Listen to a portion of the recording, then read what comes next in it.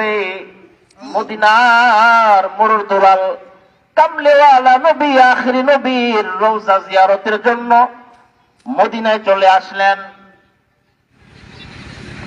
রোজের পাশে দাঁড়াইয়া কবি আহমদ রিফাই রহমাতুল্লাহি আলাইহি আবেগ বড় দরদ নিয়া আল্লাহ রাসূলের শানে কবিতা পড়তেছেন আর বলতেছেন, হে আল্লাহর নবী, যখন আমি দূরদেশ থাকি, আমার বাড়িতে থাকি, তখন আমার রূহকে আপনার দরবারে প্রেরণ করে দে দুরুদের হাদিয়া দিয়া।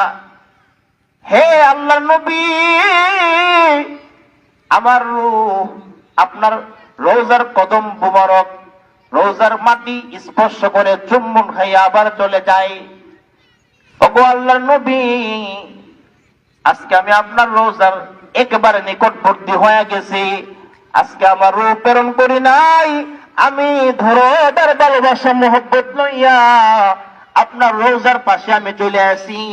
মেহেরবানি করে আজকে আপনি আমার জন্য আপনার হাতটা রোজার থেকে বের করে দেখায়া দে। रुखसार से बुरुका का जरा पर्दा उठा दो,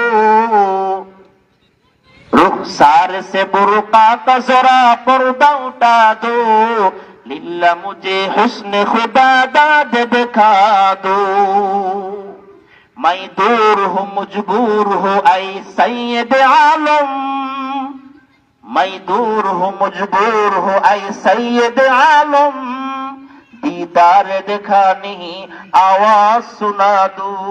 ऐ बहर करम सदका हुसैन इब्ने अली का, पियासा हो मुझे शरबत दीदार पिला दो। 590 হিজরির ঘটনা। শেখ আব্দুল কাদের জিলানী রহমাতুল্লাহ আলাইহি সেই হজের সফরে ছিলেন। কবি আহমদ রিফাই রহমাতুল্লাহি আলাইহি আল্লাহর রাসূলের ইশক মোহব্বত ভালোবাসা নিয়ে রোজার পাশে কান্নাকাটি করতেছে আর কবিতাগুলি পাঠ করতেছে। হঠাৎ করে দেখতে পাইছেন আল্লাহ নবীর রোজা ভেদ করে নবীজির হাত মুবারক আল্লাহ রাসূল কবি আহমদ রিফাইকে দেখায় দিছে। 50,000 হাজী সেই ঘটনা কি আছে সাক্ষী হয়ে আছে। কবি আহমদ রিফাই দূর থেকে আল্লাহ নবীর হাতের মধ্যে ঝাপটা পড়ছেন, চুমু খাইতেছেন। অদৃশ্য থেকে আল্লাহ রাসূলের হাতটা আবার কি রওজার ভিতরে চলে গেছে। কেমন খাঁটি আশিকে রাসূল এই সমস্ত আল্লাহওয়ালা আছে। আমরা কি করতেছি? নিজেকে সুন্নি ভেবে আমি আপনি কি করতেছি? নিজেকে আল্লাহ রাসূলের দামি উম্মত বলে কি করতেছি? কি করা দরকার কি করতেছি? আল্লাহ রাসূল দ্বীনের জন্য কত কষ্ট করে গেছেন।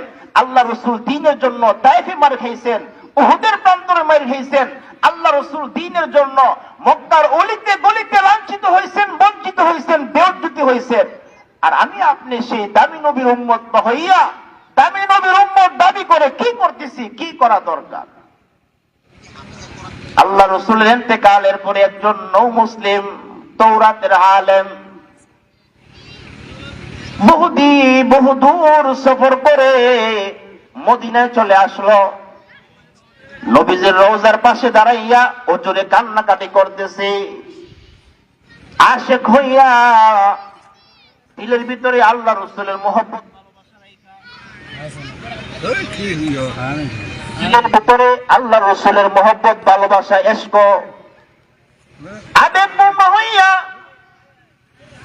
নো মুসলিম ইহুদি আলেম রাসূলের রওজার পাশে দাঁড়াইয়া কান্নাকাটি করতেছে আর বলতেছে, ওগো আল্লাহর নবী, আমার ভাগ্যটা কত বড় খারাপ, আমি আপনাকে দেখতে পাইলাম না। নো মুসলিম এই ইহুদি আলেম তওরাতের আলেম যার যার করে কান্নাকাটি করতেছে। নবীর সাহাবী নবীর জামাতা হযরত আলী রাদিয়াল্লাহু আনহু ইহুদি আলেমকে সান্ত্বনা দিলেন, নও মুসলিম ইহুদি আলেমকে সান্ত্বনা দিলেন আর বলতেছেন, ভাইজান কান্নাকাটি করে লাভ নাই। আল্লাহর নবী জীবিত থাকা অবস্থায় বলে গেছে, কেউ যখন রাসূলের